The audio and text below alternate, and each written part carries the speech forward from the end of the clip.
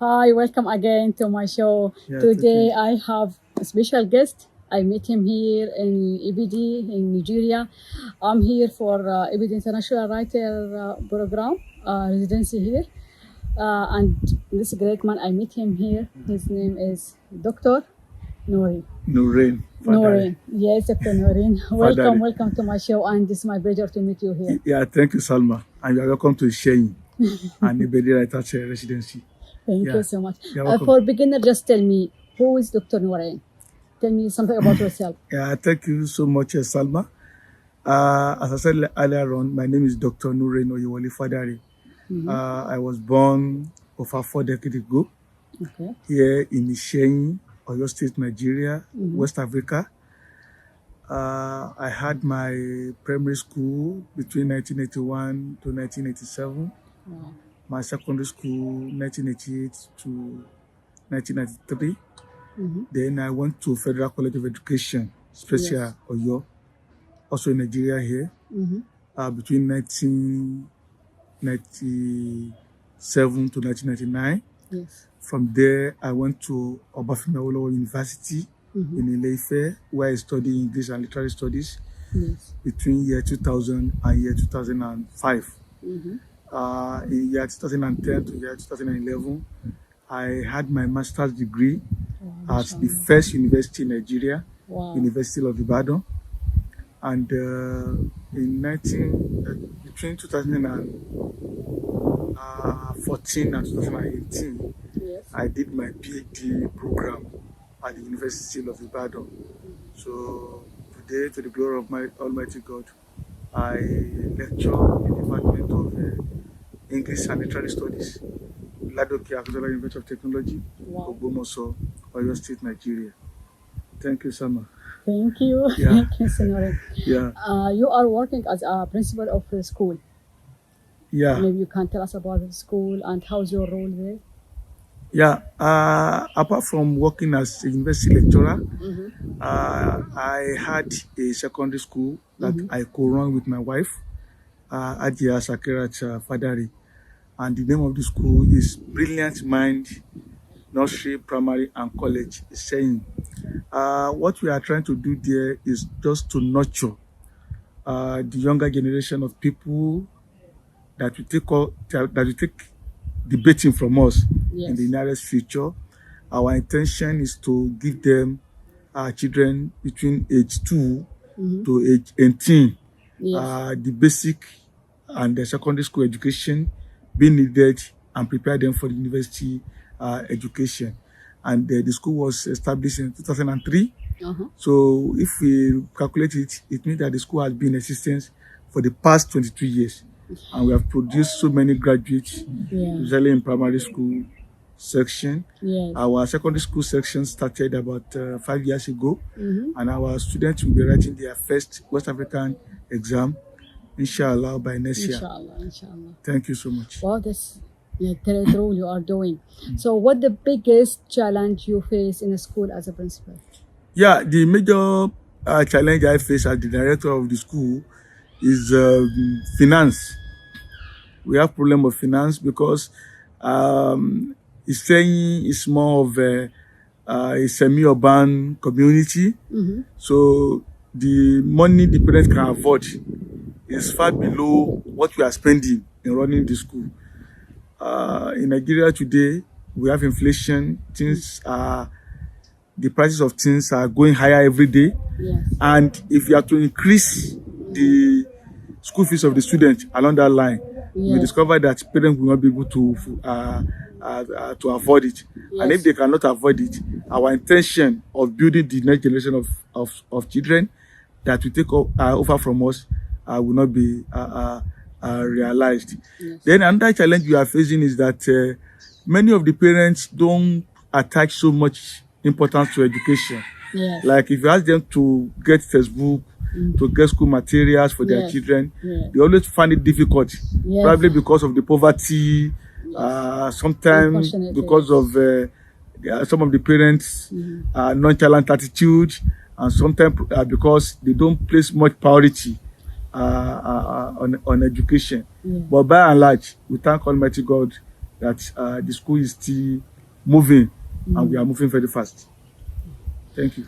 Really, I appreciate what you are did and how you try to fix all the things together. Yeah. So how would you describe the school environment and the learning atmosphere in that brilliant school? Yeah, thank you so much. The learning environment, I won't say it's perfect. If I tell you that the learning environment is perfect, I'm only lying. Yes. But we are just trying, as you have seen yourself, we are just trying to put in our best in getting the best hand to handle the children. In terms of facilities, we have tried our best to make sure that at least we put the best we can afford. Yeah. There, presently now we have about 10 plus 7, about 17 classroom. Wow. And we may ensure that we don't have more than 30 students in the class. Okay. In fact, there are some classes where we have just only 20 or 25 students. Then, as we are talking now, you will discover that there's another building within the school premises that is ongoing. That is where we are going to use for our laboratory. When it is completed, we are going to have the chemistry laboratory, which is the science laboratory. Wow, so we are going to have a kind of a ICT center that will have the library, the computer, and what have you. So the building that we are constructing now, we have 4 big classrooms that will be used mainly for laboratory. And inshallah, as we have planned it, it's going to be ready later in the year, because we have secured the facility that we ensure that we finish the project, about 5 to 7 million naira to finish the project. You know, we have already done the concrete slabbing. What remains now is just to put the upper one and the roofing and do the finish. So inshallah, before September, when the student will be resuming for the new session, I can assure you that the building will be ready for the use of the students. Now you told me about the student in the class, like 25, 30. And how many teachers you have in school? Yeah, what we normally do is that we adopt a system for the KG1, KG2, because in primary section we have KG1, that is 82 children. We have KG2, 83, we have nursery 1, 84, we have nursery 2, then we have basic 1, basic 2, basic 3, basic 4, and 5. Wow, so what we do normally is that for the lower classes, we have a class teacher and a helper. The work of the helper is to take the students, if they want to go and eat themselves, or they are having one challenge, or they need an attention of a teacher.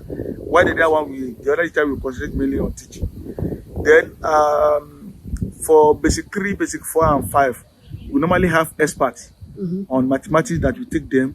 We have experts on English language. We have experts on sciences. Then we have a class teacher that will stay with them and take other subjects like social study, civic, and what have you. And for the secondary school, it is subject-based, which means that we have a teacher taking English language who study English in the university. We have somebody taking their basic tech, somebody taking their biology, chemistry, physics, based on what they study in the university. Wow. So that's how we run the school. Okay, that's good. Yeah. Okay, Mr. Nuri, yes. I want to ask you about, kids or students, not all the same. Yeah. So how did the school support a student with difficulty in learning? Oh, thank you so much. That is quite you can help that. Yeah. That is quite interesting. I told you, if you look at the way my school is run, it is being run in a way, it is more of a social service. If we are in the Western world, a school of like the one that I established is a school that we can have NGO supporting in terms of bringing facilities. Though we are enjoying that, but not to the what we expect. Yes. I have a policy in my school. Okay. For instance, now, if a pupil's parent is deceased, that is, if they die, the school will take over the payment of the school fees of that child completely. including buying uniform for them, Yes. buying shoe, school bag, Yes. lunch bag, textbook, Yeah. everything. Everything. Yeah. Bookcase. Unless the family of the deceased say that no, we don't want assistance. Because we have instances like that. Yes. Where the family will say, oh, no, we don't want any scholarship for our children. Yeah. I think, and currently as I'm talking to you now, we have about 3 students who are on that list. Okay. And with the support of some of my friends, like Chief Mrs. Mojirade Obisiji, who is a senior police officer in Abuja, she's supporting us with sponsoring 2 students. Yes. 2 of the deceased students. Then I have one of my classmates when I was in the university, Okay. Sister Sakura Tajibola, who is also sponsoring another student. Yes. Full scholarship. Wow. So, and on our That's own great. part too, whatever, at any time we don't have sponsor, the school will give 50% discount to the Okay. parents. But immediately we have somebody that's ready to sponsor the children, the student will not even pay a dime. Yes. And that's as sponsor, we now buy clothes for them, pay their school fees, buy textbook for them, writing materials and whatever thing they need. And in some rare cases, if we discover that for whatever reason a particular parent is unable to pay, Yes. we can give them like 2 or 3 terms for them not to pay, Yes. so that at least the parents can recover. Yes. We have done that. I have a parent who have about 4 children in my school, and at a time, the man is a driver. He owned a car, and the car had a problem that at a point he wanted to withdraw the children from my school, and I told him, no, don't take them away. Yes. Pending the time you are going to fix your car or get another car, Yes. don't pay anything for us. Just feed your children, and the school will take care of the rest. Wow. So that is what we have been trying to do in uplifting the educational career of these children for their benefit, the benefit of their parents, the human, and the entire community. Wow, that's really great. Yeah. Let me ask you about the parents. Some parents maybe like difficult. Some parents like because they are so poor, so they didn't let their kids to study in school, something like that. So how does the school interact with those parents? If you will find that parents like that. Yeah, what we do for parents most of the time is that we normally have what we call PTA meeting. PTA simply means Parent Teachers Association. Okay. We have that meeting once in every term. Okay. That is once in every 3 months. Yes. And about 3 times in a year. So if we see any parent or we notice that maybe a particular child is having problem or is lacking parental care, Yes. what we normally do is to invite the parents and we counsel them. Yeah. And where the issue is finance, we see how we can assist them to mitigate the problem. So no student has ever left the school because they cannot pay, because we always have a way for them in giving them discounts or getting scholarship for them, half from the school if we can do it, Yes. or we invite our friends from outside to come and assist us, and it has been working for us. Yeah, that's great. Okay, are there cultural exchange program or educational partnership with other school? I don't get that question clearly. Have you any cultural exchange like programs with other school? Yeah. Your school and different school, you have to do some. Oh, programs yeah. like that. Yeah, you yeah. have something with another school? Yeah. My school normally have a lot of programs with other schools. In fact, about 3 or 2 weeks ago, Okay. they were invited for an inter-house sports, an athletics competition at South School, another Okay. prominent school in this town. Yes. So they invited them. The students they ran, they compete with their colleagues, and we attend quiz competition. We do debate with other schools. We do collaboration with other schools. Yes. In order to know how efficient is the activity that we are impacting in the students is comparing to what other students are getting from other places. I appreciate what you are saying, and let me ask you questions about. Of course, because you're a principal of a school, you have a lot of message in your life and your roles in the schools. Yeah. So, what a message would you like to send to the student and to the parents? Yeah, the message I'm going to put to the students is that we should note that education is very important. Yes, really. And I used to tell people that education is something that can remove the gap, the chasm between the rich and the poor. Using my own background for an example, I came from a very humble background, and I lost my father when I was 13 years old.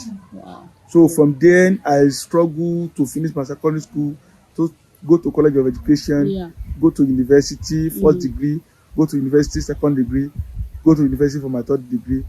And today, I can stand out boldly and talk anywhere in the world. Why? Not because of my background, but because of the kind of education that I've acquired. And for the parents, they should not say that education is expensive, because as the saying goes, if education is expensive, people should try ignorance.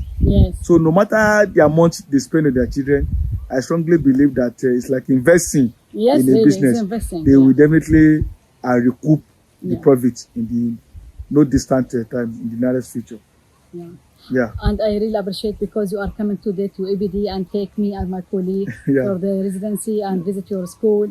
I hope we are trying to say and to do something or to inspire one of the kids maybe to do something good in their future. Inshallah. How you see our visit today? The impact. How do you get good impact? Your coming today is fantastic. As you can see it in the faces of the children, they were so excited. They were happy, especially the gadgets. I don't even know the name. The VR? Yeah. Okay. The VR. The VR machine that you brought for them, and that is exactly what we normally do. It's always good to connect the children with the outside world, so that they know what is being operated elsewhere. I know your coming today is going to continue to linger in the mind of the children for a very long time today. It speaks on their faces. They were so excited. They were happy. They were glad. They asked questions. They responded very well. And the discussion we had with them was so fantastic. And the scientific practical aspect of it was also very interesting, and I don't even know the adjectives to qualify it. Quite interesting and exciting at the same time. So we are grateful. It's like really one of our job or our mission to bring new things here to these places, to change the mind of the student and open their mind for a new technique and the educations. So we hope for them to continuous educations, as you mentioned and as you say, education is the only road to reach our dream. So, and that's my last questions for you, Mr. Nureni. So I really thank you and appreciate your time, appreciate everything you did for us until now. So thank you so much. You're welcome, Salma. Thank you so much. You're welcome. You're welcome. Okay, I will see you another time. Thank you.